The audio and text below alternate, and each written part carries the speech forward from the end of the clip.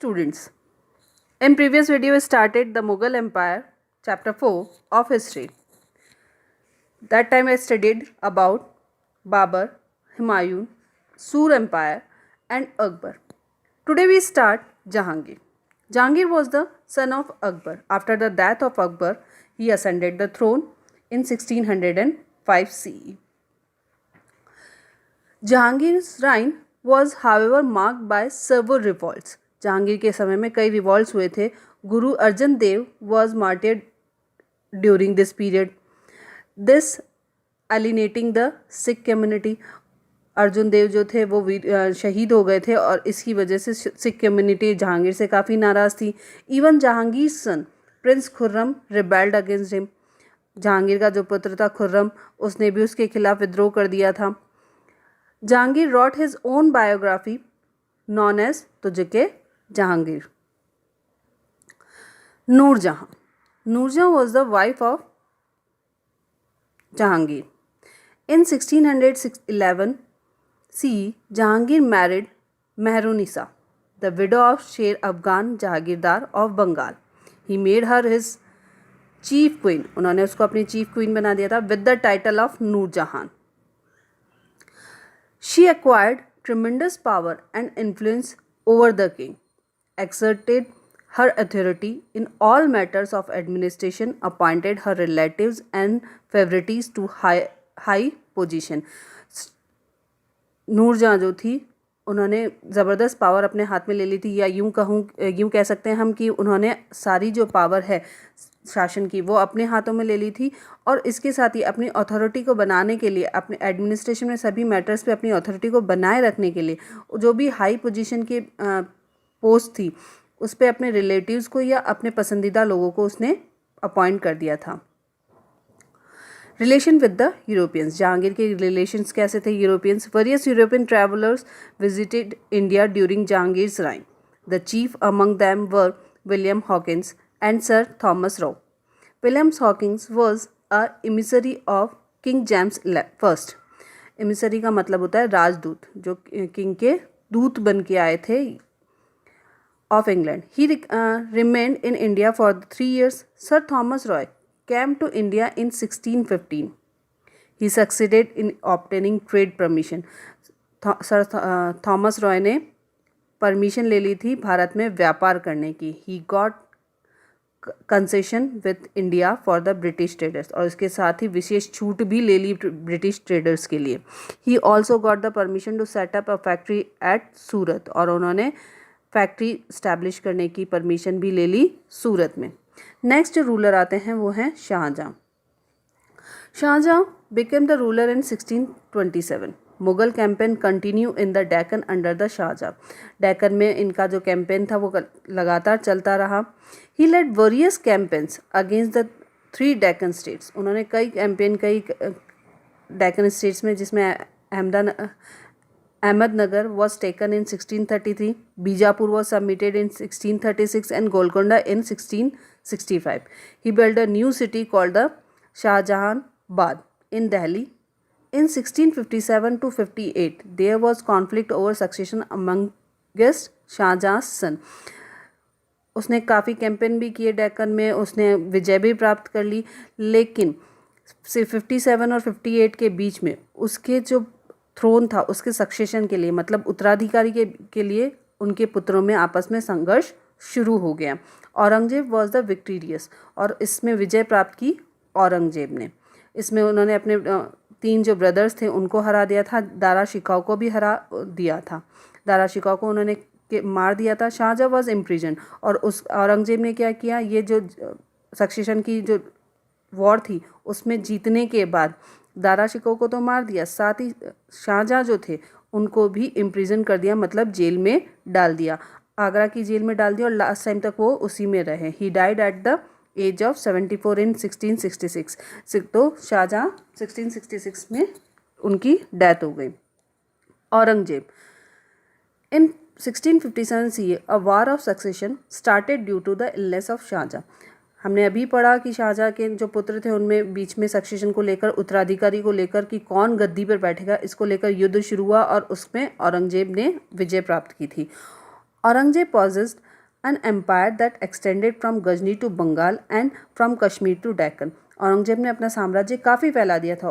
उसने गजनी से लेकर बंगाल तक अपना एरिया था, वहीं कश्मीर से लेकर डेक्कन तक उसने अपना एरिया बना लिया था। But he was a religious fanatic. Religious fanatic मतलब धार्मिक कट्टर व्यक्ति था। वो कौन था? अपने धर्म के प्रति काफ़ी कट्टर था। He introduced the much hated jizya and the pilgrimage tax that all Hindus needed to pay to the state. उसने जजिया टैक्स लगा दिया, पिलग्रिमेज टैक्स लगा दिया, मतलब तीर्थ कर भी लगा दिया उसने। ही carried out systematic demolition of Hindu temples specially in Mathura. उसने मंदिरों को तोड़ने की, ख़त्म करने की नीति अपनाई, स्पेशली मथुरा में। And increase the land revenue, और उसके साथ ही उसने लैंड रेवेन्यू भी बढ़ा दिया। 1/2 ऑफ द टोटल प्रोड्यूस, जितना भी प्रोडक्शन और उसका 1/2 उनको रेवेन्यू के रूप में देना पड़ता था। In the reign to suppress the peasants and Hindu stronghold in the area. कहाँ पर उसने ये बढ़ा दिया? जहाँ पर कि किसानों के जो कह सकते हैं पावर को दबाने के लिए। दूसरा ही जहाँ पर हिंदू एरिया ज़्यादा था, हिंदू लोगों का एरिया ज़्यादा था, या हिंदू लोग जहाँ पर ज़्यादा रहते थे, वहाँ पर उसने लैंड रेवेन्यू टैक्स बढ़ा दिया। But his religious and Deccan policy proved to be a extreme nature and shocked the traditional pillar of political support of the Mughal empire. उसकी जो ये रिलीजियस पॉलिसी थी और डेक्कन की जो पॉलिसी थी, उसकी वजह से उसका जो राजपूतों के साथ में जो व्यवहार था, वो एक तरीके से गए जो अकबर के टाइम से काफ़ी मित्रतापूर्ण चला आ रहा था, उसको उसने कमज़ोर कर दिया या तनावपूर्ण कर दिया। The Mughal Rajput relation remained strained between the years 1679 to 81.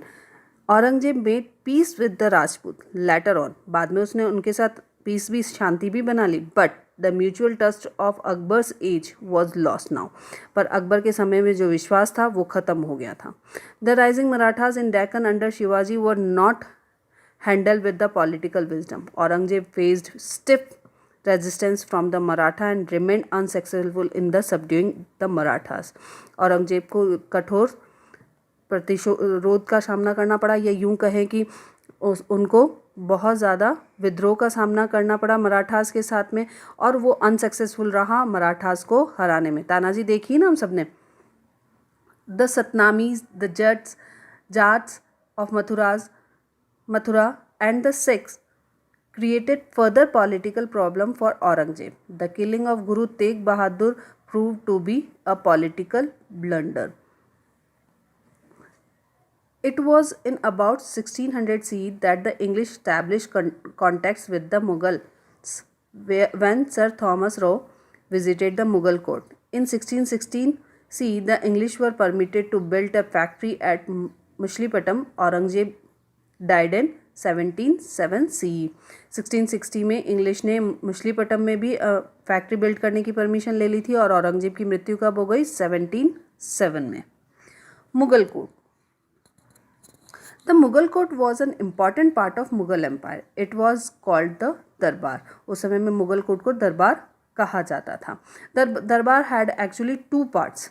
दरबार के 2 पार्ट होते थे, इनर पार्ट और आउटर पार्ट। इनर पार्ट में जो लोग होते थे वो फैमिली मेम्बर्स होते थे, प्राइवेट एडवाइज़र्स होते थे, या फिर उनके फेवरेट नोबल्स होते थे, जो उनके सामंत जो होते थे, सरदार जो होते थे, वो हुआ करते थे।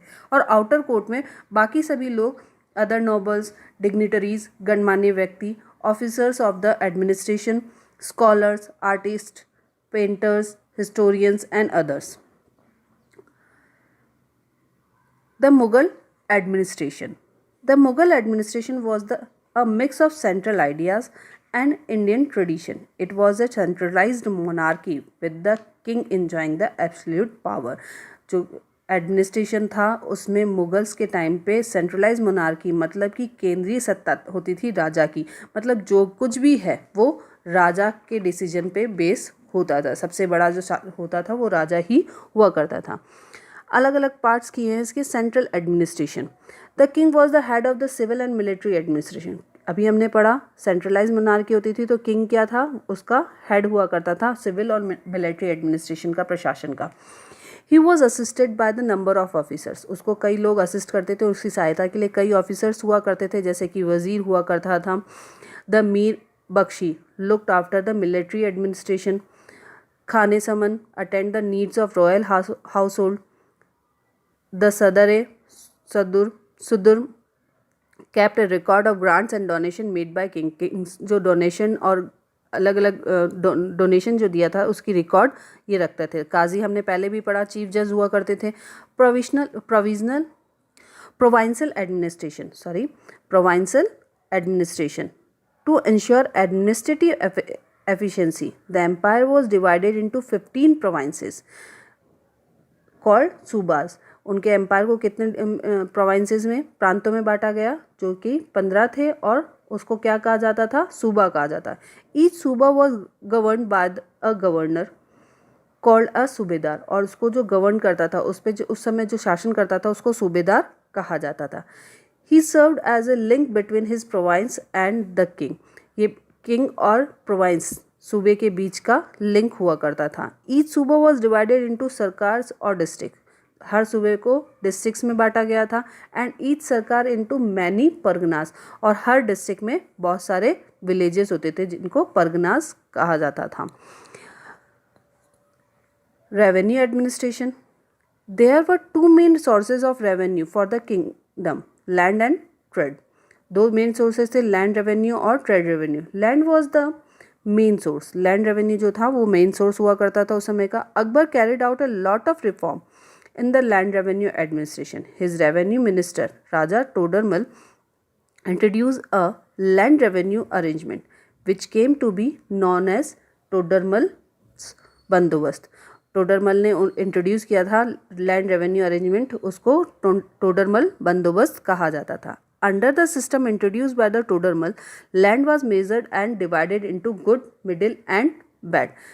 उनके जो सिस्टम था उसमें उन्होंने क्या किया, लैंड को मेज़र किया जाता था और उनको डिवाइड किया जाता 3 कैटेगरी में, गुड, मिडिल एंड बैड, और इसी के अकॉर्डिंग उनकी टैक्स जो था, लैंड रेवेन्यू जो था वो फिक्स किया जाता। Land revenue was fixed according to the fertility of land, land की फर्टिलिटी पे कि वो गुड है तो उसके हिसाब से उस पर टैक्स, मिडिल है उसमें उसके हिसाब से टैक्स, या फिर बैड है तो उसके हिसाब से टैक्स उस पर लिया जाता था। मनसबदारी system, with the help of mansabdari system, Akbar organized his nobility and gave them military responsibility. मनसबदारी system से अकबर ने अपने नोबल्टी मतलब सरदारों को और सामंतों को ऑर्गेनाइज किया और साथ में उन्हें मिलिट्री रेस्पॉन्सिबिलिटी भी दी। Every mansabdar held a mansab meaning a position और रैंक कॉल्ड जट। हर मनसबदार के पास जो होता था मनसब होता था, और उसका मतलब क्या है, मनसब का मतलब क्या, रैंक या फिर पोजीशन। मतलब व्यक्ति को मनसब कहा जाता था, मनसबदार कहा जाता था, और उसके रैंक और पोजीशन उसके बारे में बताया जाता था। The mansabs were divided into zat and sawar. Mansab भी 2 पार्ट में बटी हुई होती थी, जट और सवार के रूप में। जट meant the personal salary and सवार meant the number of horsemen he had to maintain। मतलब यूँ कहें कि मनसबदार वो व्यक्ति जिसको मनसब दिया जाता था, और मनसब का मतलब कि जिसको रैंक दी जाती थी या फिर यूँ कहें पोजीशन दी जाती थी। अब वो पोजीशन जो थी वो भी, मनसब जो थे वो 2 तरह के होते थे, या तो पोजीशन या रैंक के हिसाब से, या फिर उनको सवार दिए जाते थे, गुड जो कैवलरी कहलाती थी, हॉर्समैन कहलाते थे। The mansabdar got their salaries in form of the jagirs and land states. Mansabdar जो हैं वो अपनी सैलरी किस फॉर्म में पाते थे, जागीर्स के रूप में, मतलब लैंड एरियाज़ के रूप में उनको सैलरी मिलती थी। whose revenue was given to them as their salary। उसका जो रेवेन्यू आता था वो उनकी सैलरी हुआ करती थी। however they did not reside in or administrator their jagir, वो वहाँ रहते नहीं थे, या ज़रूरी नहीं है कि वो उसको एडमिनिस्ट्रेटर करते थे, उसका संचालन करते थे या उसका देखा करते थे। ये सारा काम, उन रेवेन्यू कलेक्ट करने का काम उनके सर्वेंट का हुआ करता था। Revenue during Akbar's rule, the revenue were रफली equal to salary of the mansabdars, where during Aurangzeb's reign the revenue use to be lesser than the granted sum. अभी जैसा हमने पढ़ा कि जो रेवेन्यू होता था वही मनसबदार की सैलरी हुआ करती थी। तो अब अकबर के टाइम तो रफली ये चीज़ मानी जाती थी, लेकिन औरंगजेब की जो के टाइम में रेवेन्यू जो होता था वो उनकी सैलरी से लेसर देन द ग्रांटेड सम, उनकी सैलरी जो मिलती थी उससे लेसर हुआ करता था। There was increase in number of mansabdar which meant a long wait before they received a jagir. उन्होंने क्या किया, मनसबदार की नंबर्स बढ़ा दिए। इसकी वजह से क्या होता था, मनसबदार को जागीर मिलने में टाइम लगता था। जैसा कि हमने कहा ना, मनसबदार get the salary in the form of जागीर, उनको जागीर के रूप में उनकी सैलरी मिलती थी। अब वो मनसबदार बहुत सारे हो गए तो जागीर उनको काफ़ी टाइम बाद मिलने लगी। दिस फैक्टर क्रिएटेड है shortage in number of jagirs, और इसकी वजह से क्या हो गया, जागीर्स की शॉर्टेज हो गई। सो मैनी जागीरदार try to gain as much revenue as possible while they had a जागीर। और इसलिए जो भी जागीरदार जब भी उसको जागीर मिलती थी तो वो ये कोशिश करता था जितना रेवेन्यू हो सके वो उतना रेवेन्यू उसके पीरियड में कलेक्ट कर ले।